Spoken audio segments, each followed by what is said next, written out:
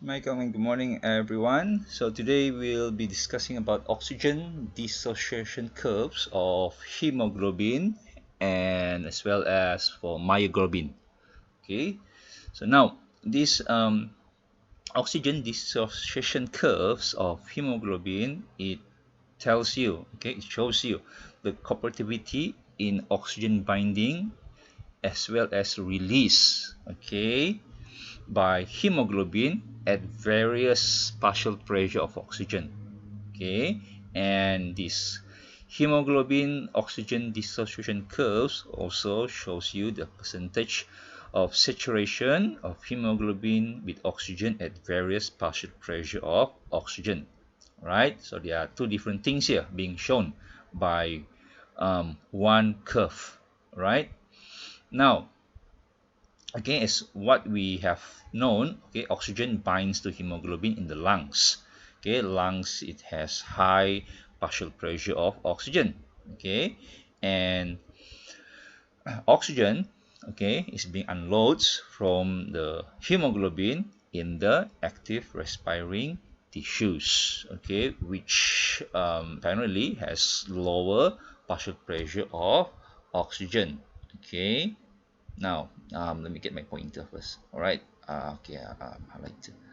Okay. Now, this graph here shows you. Okay, is a graph of percentage of oxygen saturation in hemoglobin. Okay, against partial pressure of oxygen, which is being measured in millimeter mercury.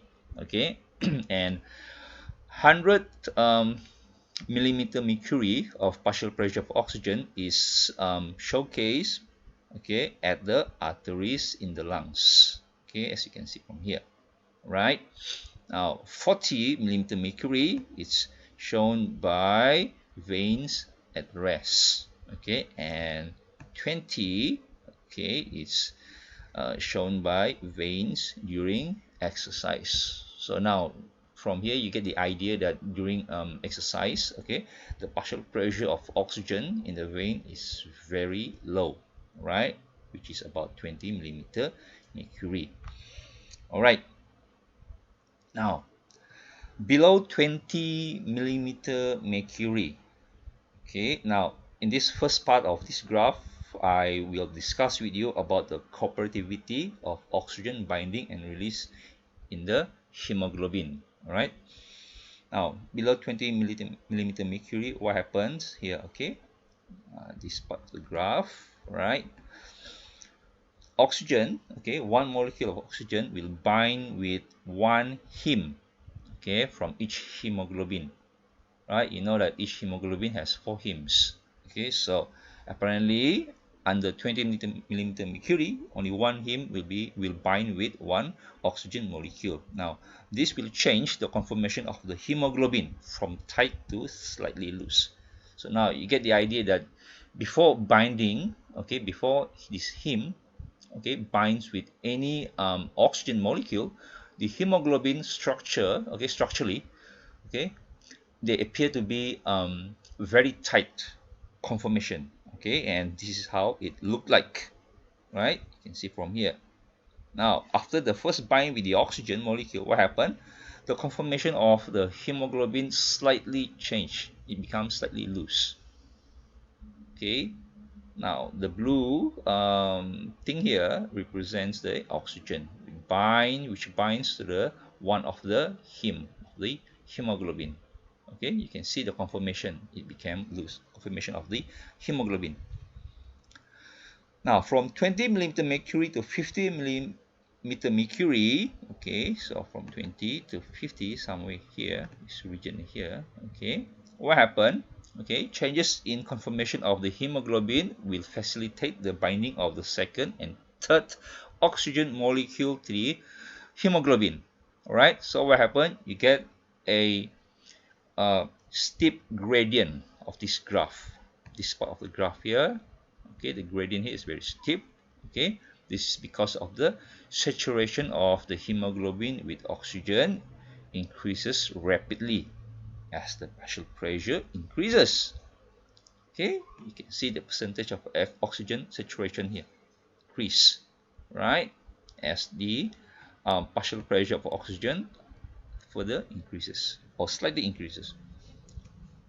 Now, from 50 millimeter mercury to 100 millimeter mercury, okay, what happens? The graph will show a plateau phase, okay, this region here, because the binding of the fourth oxygen molecule to the hemoglobin is not facilitated, okay, and this is contrary to the second and third binding of the oxygen to the heme, which is a facilitated binding, okay.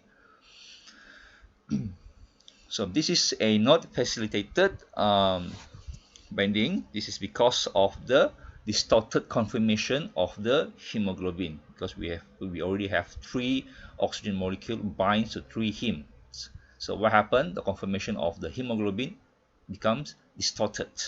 So the fourth binding is not being facilitated. Fourth binding of the oxygen molecule to the fourth heme, right? Now, at a blood partial pressure oxygen of 100 millimeter mercury, okay, and this level is found in the blood leaving the alveoli, right? Now, 98% of the hemoglobin within the red blood cells is in the form of oxyhemoglobin.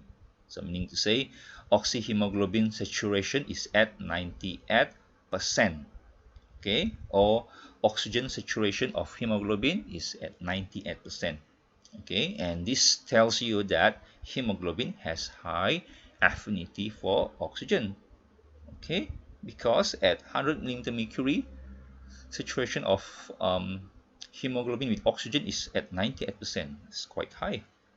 Okay, now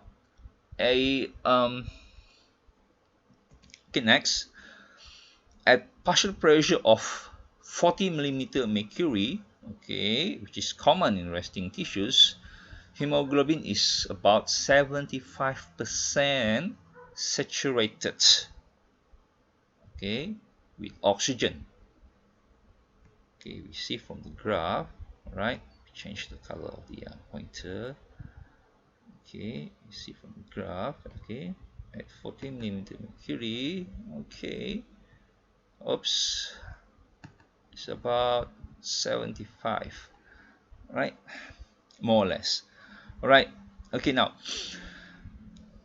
this tells you that, okay, the hemoglobin already unloaded its oxygen, okay, nearly a third, okay, only 1/3 of the oxygen is being unloaded, okay, because earlier we had 98% of saturation, and then at 40 millimeter mercury we have 75%, so roughly around 1/3, okay, of the oxygen is already being unloaded. Now this leaves 2/3 of the oxygen in the blood as a reserve, okay. Now we have 2/3, okay, of oxyhemoglobin in our blood, okay, and this contributes to the large reserve of oxygen in our blood. Now, why this huge reserve of oxygen? Okay, now this enables the blood, okay, our blood to supply the body's oxygen that is needed during exercise as well as at rest, okay, and okay, this ensures that the blood contains enough oxygen to maintain life for 4 to 5 minutes, okay, if breathing is interrupted or if the heart stops pumping, okay. So okay, lastly, all right, the ability of oxygen to combine with hemoglobin and be released from oxyhemoglobin, right, is influenced by partial pressure of oxygen, okay, the level of pH, okay, carbon dioxide concentration, as well as the temperature, okay. Apparently these are the factors that influence, okay, the oxygen dissociation curves of hemoglobin. Okay, now let's proceed with these factors, okay, factors influencing hemoglobin affinity for oxygen. Right now, let's take a look at this graph here. Okay, from this graph, you can see that the um, oxygen dissociation curve of hemoglobin shift, okay, to the right. Right, you can see initially it was here, and then it shifts to the right. Okay, now lower blood pH, okay, as what is being demonstrated in this graph, higher partial pressure of carbon dioxide, okay, and higher blood temperature. Okay, now higher blood temperature is being exhibited, like for example, like when during exercise. Okay, so body temperature increases, and this will bring to the increase of the temperature of the blood as well. Okay, and which in turn, okay, since the tissues are actively respiring during exercise, okay, the concentration of carbon dioxide in the blood also increases, right? When CO2 increases in blood, what happens to the level of the pH? It decreases. Okay, now when the curve is shift to the right, what happens? Okay, facilitating oxygen unloading. Okay, so meaning to say, shifting of the curve to the right will facilitate oxygen unloading from the hemoglobin. All right, now in this example here of this graph, all right, the lowering of the oxyhemoglobin percent saturation is from 32%, okay, to 18% when the curve shifts to the right, indicating that the difference of 14% more oxygen is being unloaded to the tissues or active respiring tissues. Okay, another given graph here, what happens when the curve shifts to the left? Okay, this is when the pH in the blood increases, the partial pressure of carbon dioxide decreases, okay, and temperature decreases. Okay, what happens? Higher blood pH, okay, lower partial pressure of carbon dioxide and lower blood temperatures shift the oxyhemoglobin dissociation curve to the left, which will facilitating the oxygen loading, okay, loading into the hemoglobin. In this example, the increasing of the oxyhemoglobin percent saturation is from 95% initially, okay, here 95%, okay, to 98%, indicating that the difference of 3% more oxygen is being loaded by the lungs. Okay, all right, so that's it about oxygen dissociation curve of hemoglobin.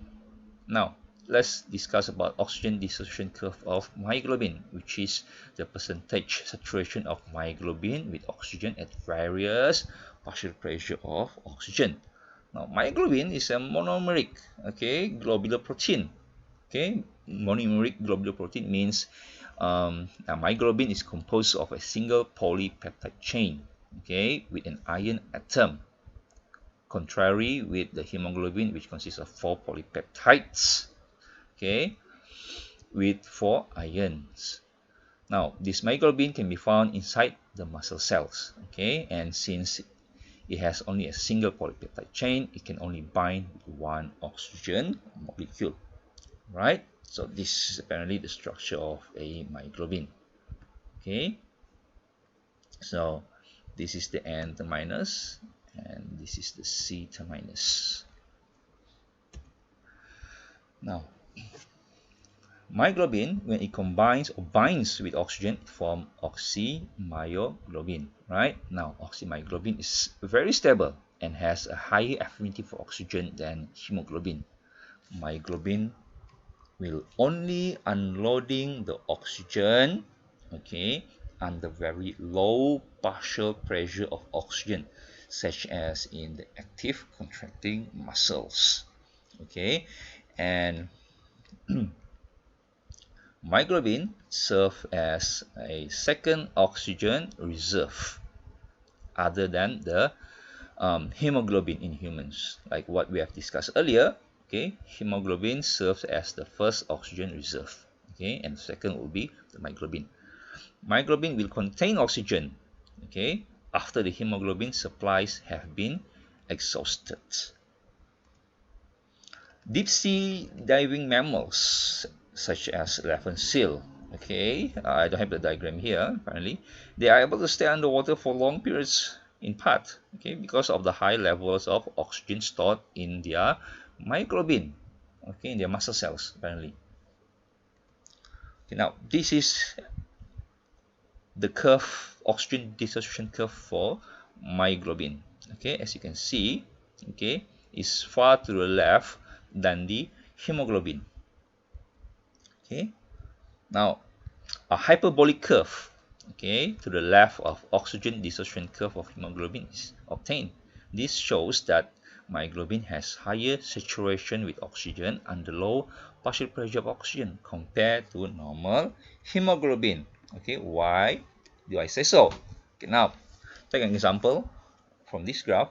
Okay, at partial pressure of oxygen of 40 millimeter mercury, which is somewhere around here. Okay, right?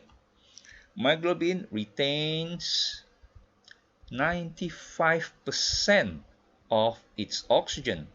Okay, as you can see from here, it retains 95% of its oxygen. The greatest quantity of oxygen releases from oxymyoglobin, okay, is when tissues with partial pressure of oxygen declines below 5 millimeter mercury. So as you can see from here, with 5 millimeter mercury, what happens to the oxymyoglobin? It will unloading its oxygen, right? Compared with the hemoglobin oxygen dissociation curve, I think we can tell the difference, how huge it is. Okay,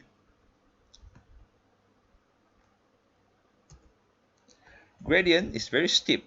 Okay, this part here, it's very steep compared with the adult and fetal hemoglobin. Fetal hemoglobin will be discussed in our next video. All right, this shows that myoglobin much more readily binds and retains oxygen at low partial pressure of oxygen. Okay, they apparently this myoglobin hardly unloads its oxygen unless it is needed. Okay, so that's it for today. Okay, happy studying. Any comment? Okay, please pause or you can email me. All right. Okay, thank you. Bye.